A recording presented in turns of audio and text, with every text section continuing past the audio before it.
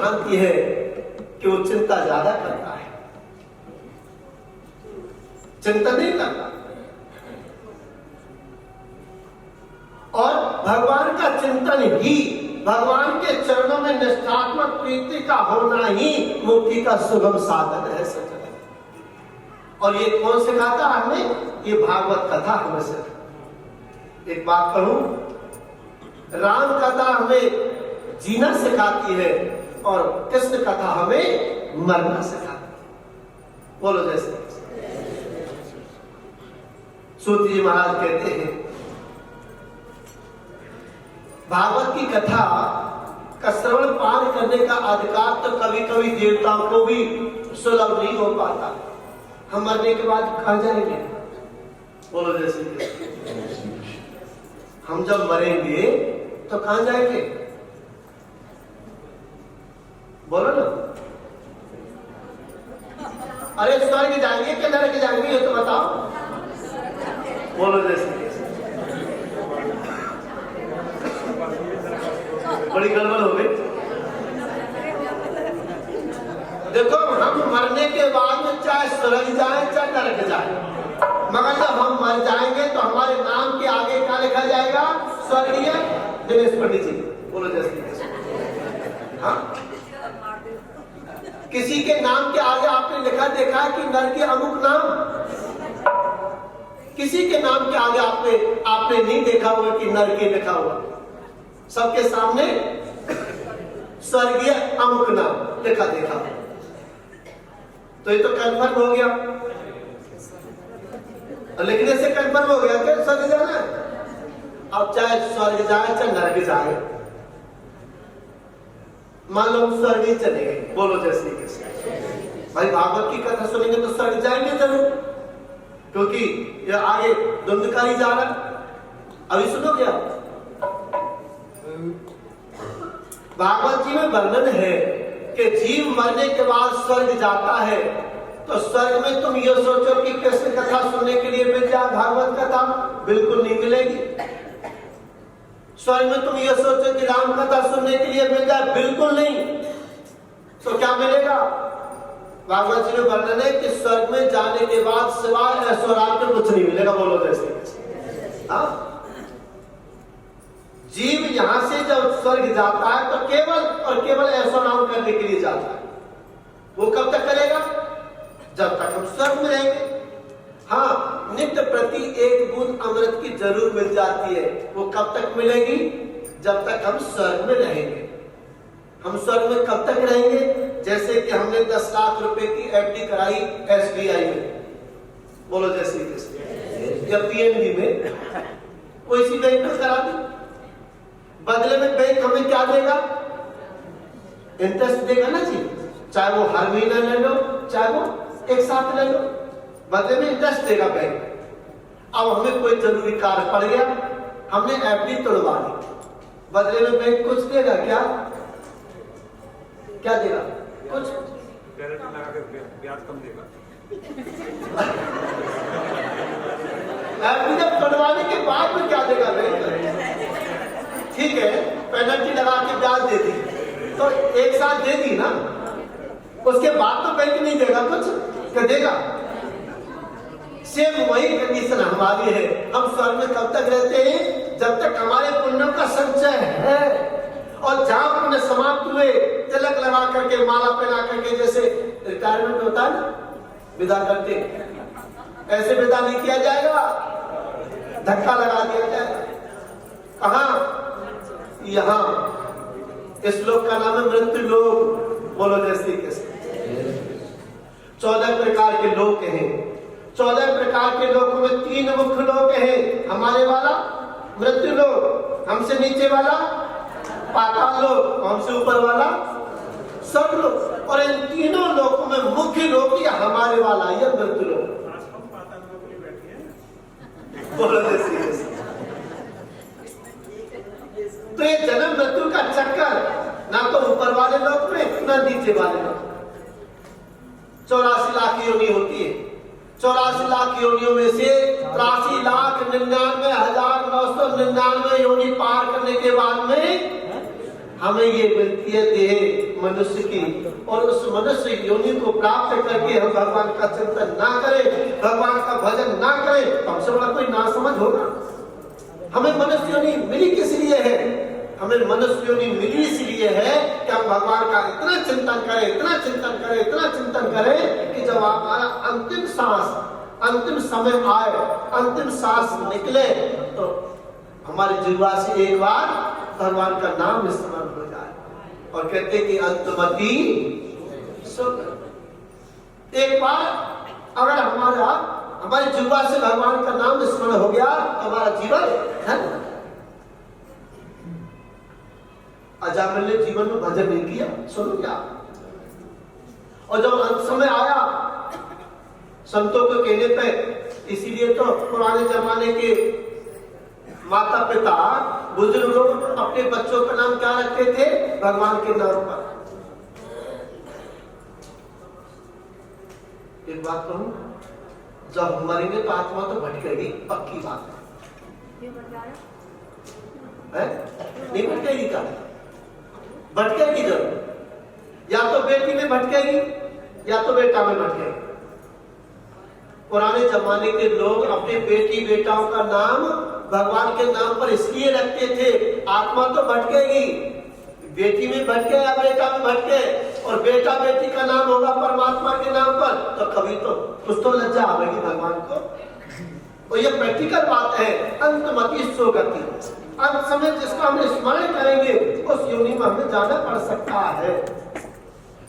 इसका प्रत्यक्ष प्रमाण अजम जीवन पर्यंत कोई भगवान का नाम स्मरण नहीं किया, अंत समय जब आया संतों के कहने पर बेटे का नाम क्या रख दिया था? नारायण। नारायण आओ मुझे बचाओ, बुलाया था अपने बेटे को, और भगवान के पार्षद आ गए। नाम में कितनी शक्ति है देखो। और आजकल हम लोग नाम रखते हैं, मालूम है?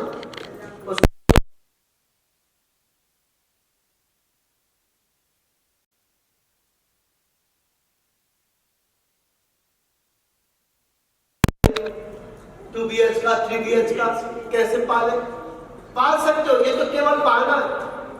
आप छोटे से पिल्लों को कैसे पालते हो? नहीं पालते क्या? हाँ, मैंने बड़ी बड़ी कोठियों के मुख्य द्वार पर लिखा देखा है, बोलो जय श्री कृष्ण। क्या लिखा देखा है?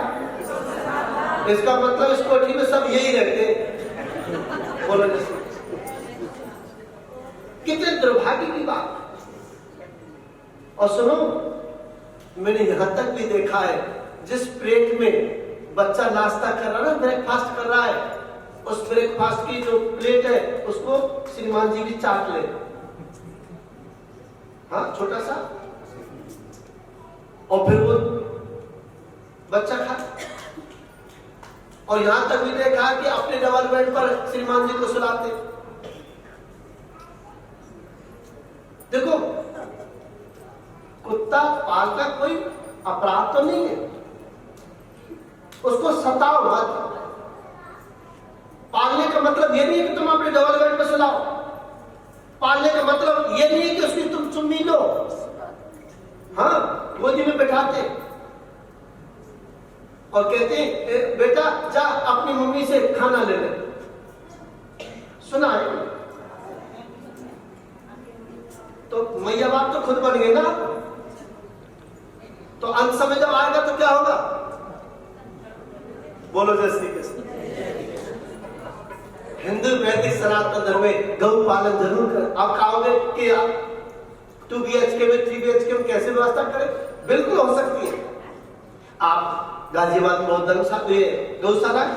गौशाला में पहुंचो, एक गौ गोद ले, 1 महीने का राशन उस गौशाला में निकल। मत दो पैसे, बिल्कुल मत दो। आप राशन खरीदो, राशन को गौशाला में आप अर्पण कर दो। एक बात कहूं, चाहे पैसे वो दुरुपयोग कर सकते हैं, गौशाला वाले खास वैसे तो नहीं खाते, गौ का धन को कोई नहीं खाता, और वो से खाते भी, पर राशन को नहीं देखेंगे, तो पक्की बात है। आपने राशन खरीद करके दिया गौशाला में, उसको तो नहीं देखेंगे, वो तो गाय को खिलाएंगे ना, महीने भर का राशन गौशाला में अर्पण कर दो, हो गया तुम्हारा गौपालन।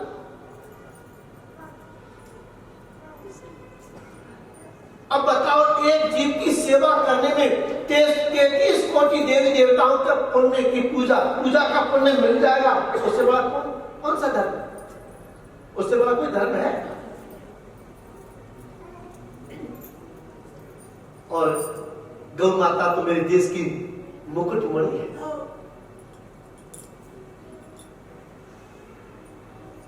जिसके शरीर में सभी देवी देवता का वास है। देखो, सभी देवी देवताओं ने स्थान ले लिया गौ माता के शरीर में। मैया लक्ष्मी रह गई पीछे, वो भी पहुंची, हाथ जोड़ करके निवेदन की, माता मुझे भी स्थान दे दो, मैं कहां रहूं? गौ माता बोली, नो वैकेंसी, जगह ही नहीं तो कहां बैठाऊं तुम्हें? माता मुझे कहीं तो आप स्थान दो। गौ माता ने कहा कि वो 2 जगह शेष है, एक मेरे गोबर में, एक मेरे मूत्र में। तुम चाहो तो वास कर सकते। आप सत्य समझना, गौ माता के गोबर में लक्ष्मी जी का वास हुआ। अब बताओ, जिसके शरीर माता लक्ष्मी का वास है, विष्णु भगवान का वास है, शंकर जी का वास है, 33 कोटि देवी देवताओं का वास है, उसकी सेवा हम करें तो क्या पुण्य की प्राप्ति नहीं होगी? क्या हमें मुक्ति नहीं मिलेगी? क्या भगवान के चरण में हमें स्थान नहीं मिलेगा? जरूर मिलेगा, पर छोटे से पिल्ला पालने से स्थान नहीं मिलेगा। तो कंफर्म में बोलो जैसे। अब जिनके घरों में है ना, उनको तो बड़ी गुस्सा आ रही होगी पंडित जी पर। अब गुस्सा करें तो क्या कर लेंगे फिर? और गुस्सा आ भी रहे तो कर क्या लोगे? बोलो जैसे। जो शास्त्र की बात है वो तो है ये, बाकी तो तुम्हारी मत। बोलो जैसे। मगर इतना जरूर है, जिन्होंने छोटा पाल रखा होगा तो अगले जन्म की तो तैयारी कर ही ली आप। बोलो जैसे कैसे।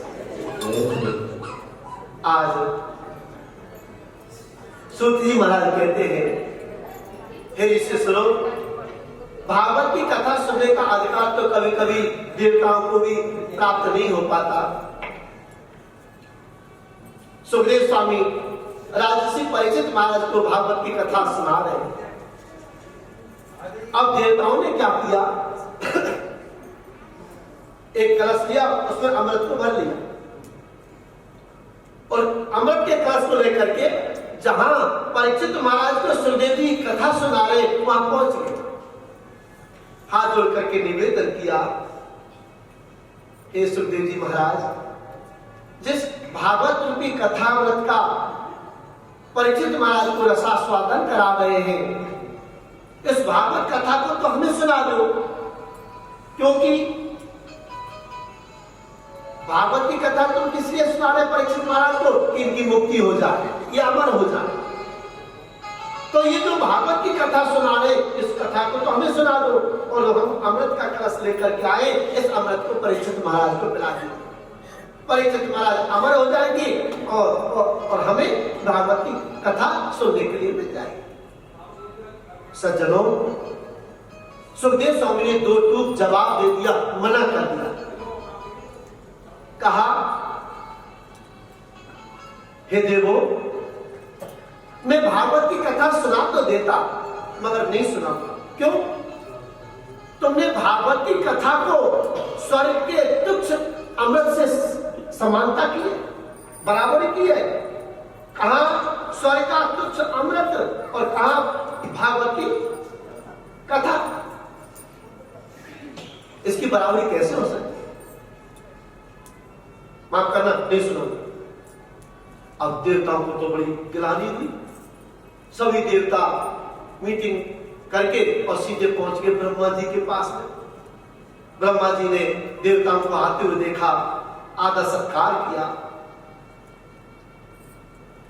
सुखदेव स्वामी ने तो मना कर ही दिया था।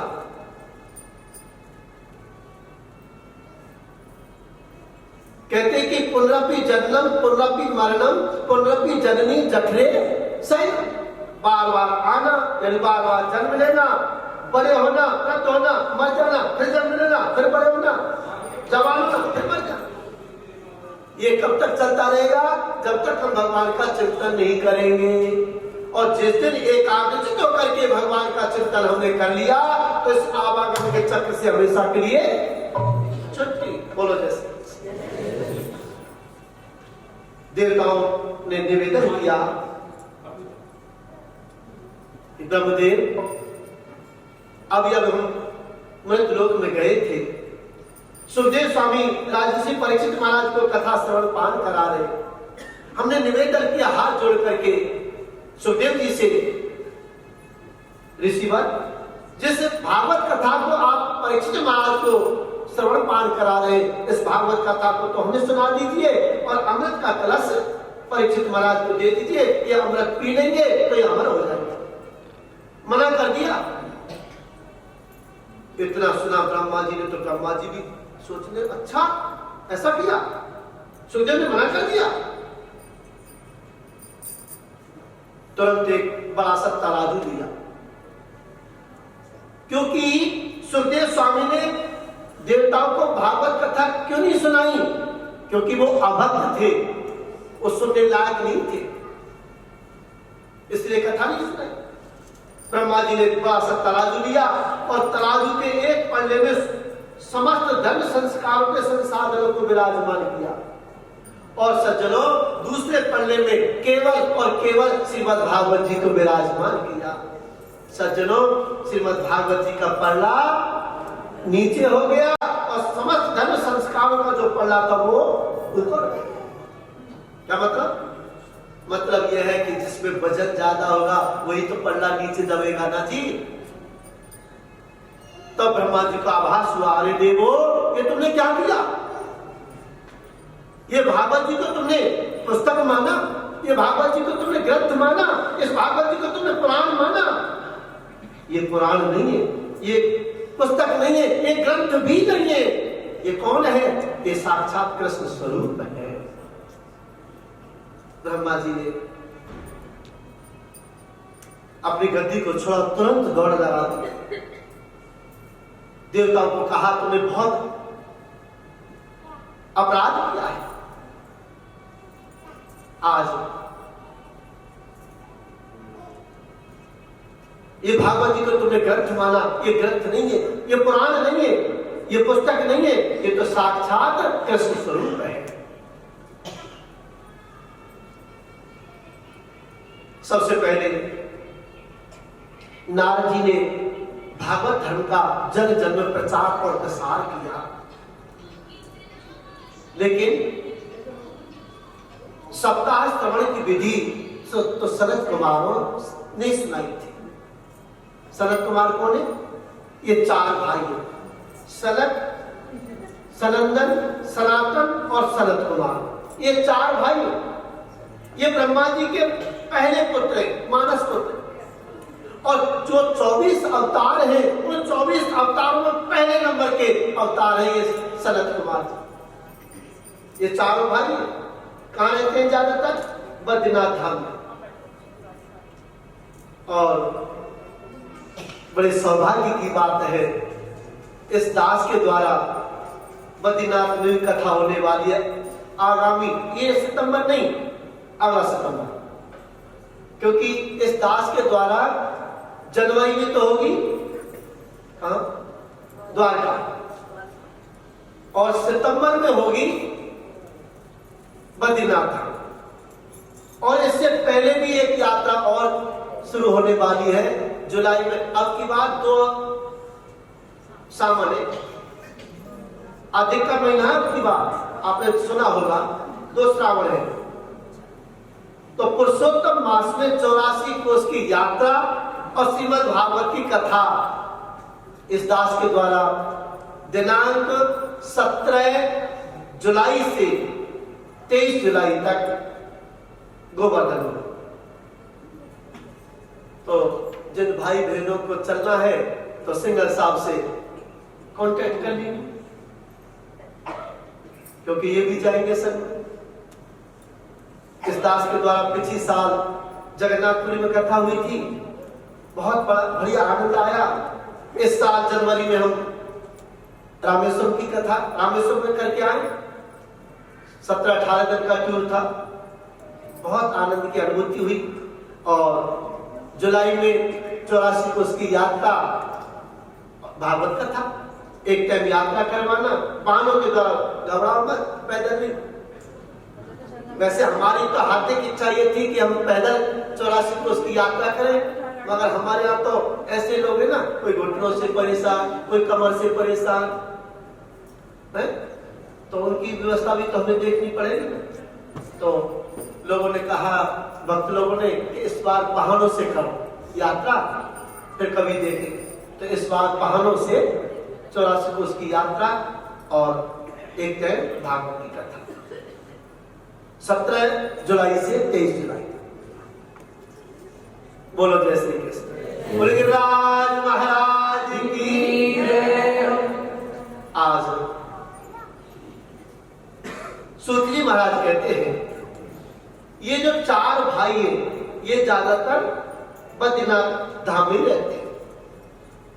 देखने में तो ये 5 वर्ष के प्रतीत होते हैं, मगर इनकी उम्र 50,000 लाख करोड़ वर्ष की है। इनके पिताजी ने कहा, बेटा अब तुम्हारा जन्म हो गया तो तुम जल्दी बड़े हो जाओ, शादी करो।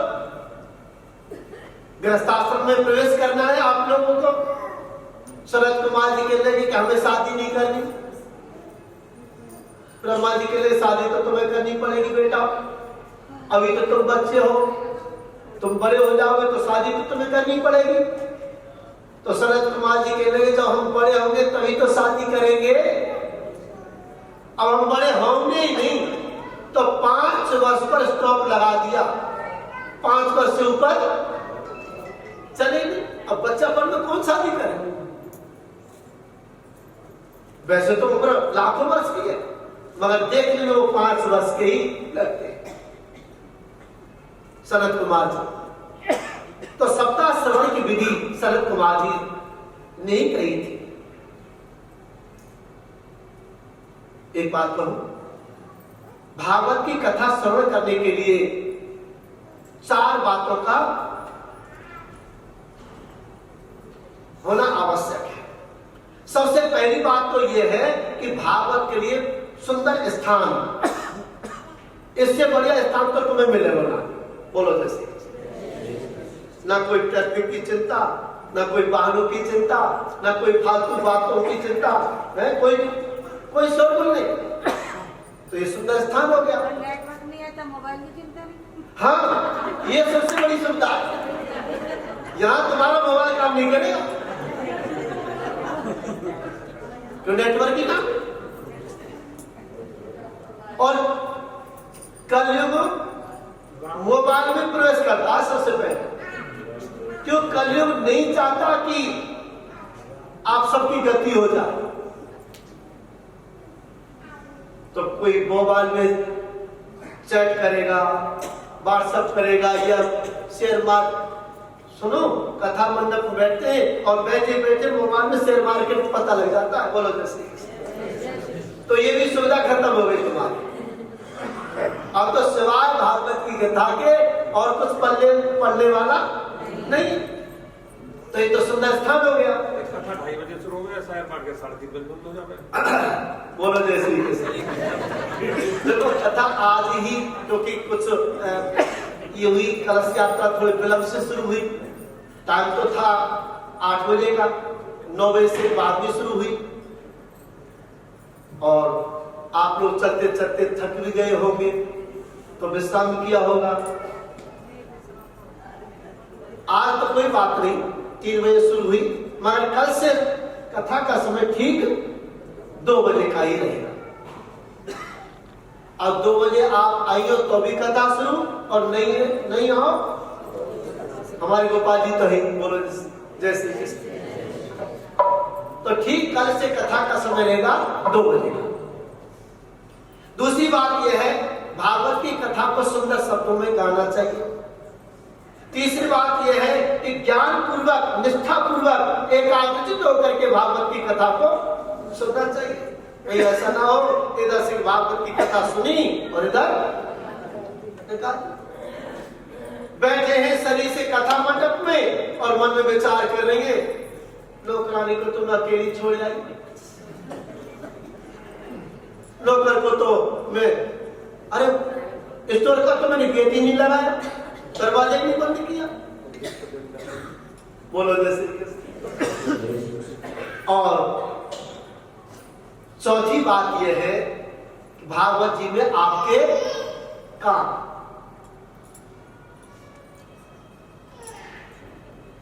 एकाग्रचित होकर के भागवत की कथा को श्रवण पाठ करना चाहिए। ये चार सूत जी महाराज कहते हैं सनत कुमार जी ऐसे संत हैं कि जो एक जगह से दूसरी जगह पर जाते हैं, और संत नारद जी ऐसे संत हैं वो 2.5 घड़ी से ज्यादा एक जगह पर रुकते थे। 2.5 घड़ी का मतलब 1 घंटा। ब्रह्मा जी ने कहा था कि सबसे पहले, क्योंकि ब्रह्मा जी ने ही संत नारद जी को भागवत जी का उपदेश दिया सबसे पहले, और संत नारद जी ने जिसको बोलते हैं चतुश्लोकी भागवत, संत नारद जी ने स्वयं मनु महाराज को उपदेश दिया, वेद व्यास जी को उपदेश दिया, वेद व्यास जी ने सूत जी को उपदेश दिया और सुखदेव स्वामी को उपदेश दिया। तो ऋषि ने पूछा महाराज ये आप कह रहे हो कि संत नारद ना कथा मात्र एक जीवन, उनका जीवन का संसाधन कथा है, तो ये तुमने बिना सोचे समझे बोल दिया। लो जी वो तो ऊंट बन गए 4 भैया। अब ऊंट की योनि में और आराम बन गया। भाई मनुष्य योनि में तो नहाने धोने का भी चक्कर है ना, मगर ऊंट की योनि में तो कोई मतलब ही नहीं नहाने धोने का।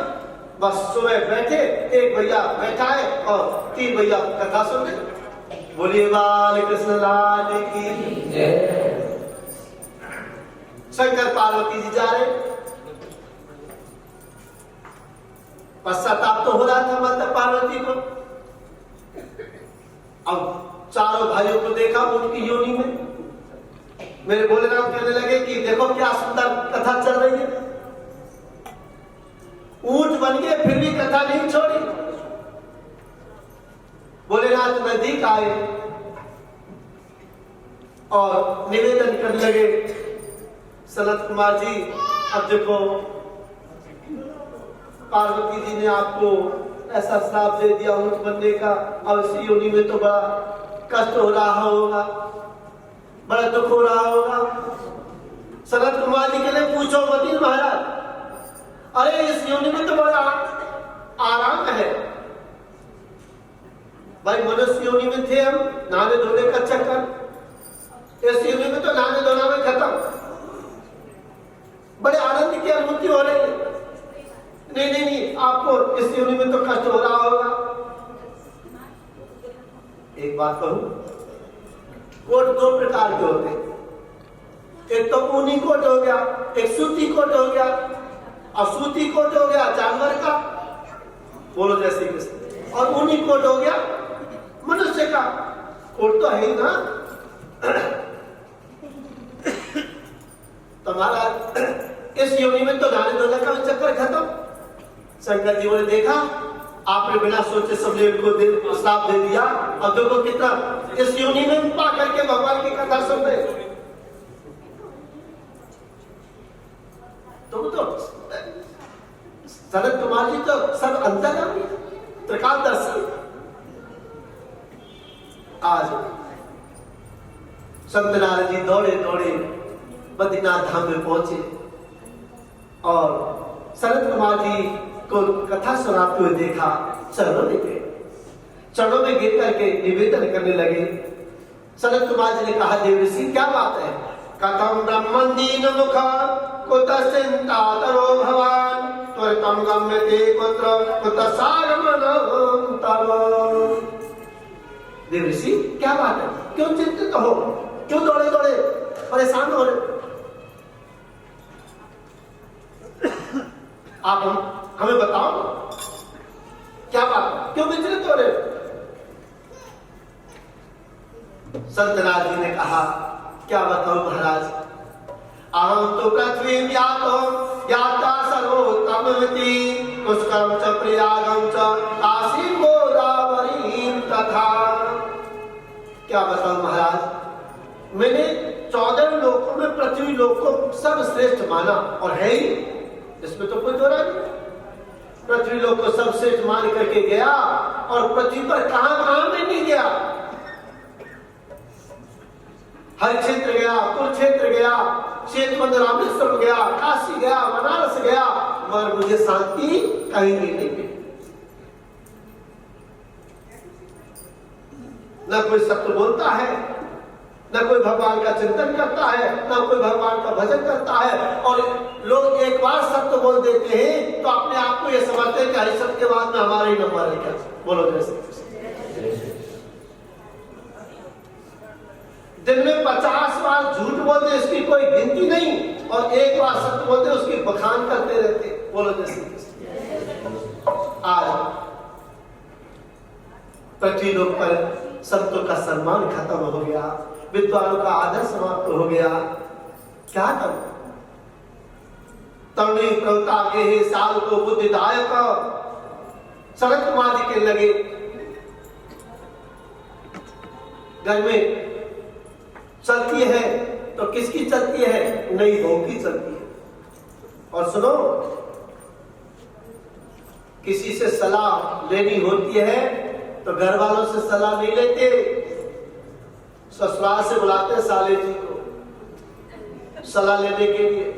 और महाभारत में मामा शकुनी जी की कृपा से क्या हुआ आप सब जानते हैं। बोलो जय श्री कृष्ण। 5 उंगली एक जैसी तो ना हो, खैर, पर इतना जरूर है कि दीवारे बिनारे आरो और घरे बिनारे। बोलो जय श्री कृष्ण। तुम्हें बुरी नींद लगनी चाहिए, हमसे कोई बहाना आएगी कथा सुनने के लिए। बोले बाल कृष्ण लाल की। ये प्रैक्टिकल बात है। दीवार में आप अलमारी ज्यादा बना दोगे, खिड़की ज्यादा निकाल दोगे तो दीवार कमजोर पड़ेगी कि नहीं पड़ेगी। और घर में सलाह साले जी की लोगे तो मामा शकुनी जी की कृपा से आपने सबने सुनाई है। हाँ, तो तुम पहले के लिए 5 उंगली जैसी ना, पर ज्यादातर ऐसी है। बोलो जैसे। हाँ, पक्की बात है, झूठ ना 1%। आज नारद जी कहते हैं कलना धर्म मित्रेण धर्म बाधता धना। ये जो अधर्म का मित्र जो कली है ना, कलयुग, इस कलयुग ने मानव की बुद्धि को विकृत बना दिया। महाराज क्या करूं?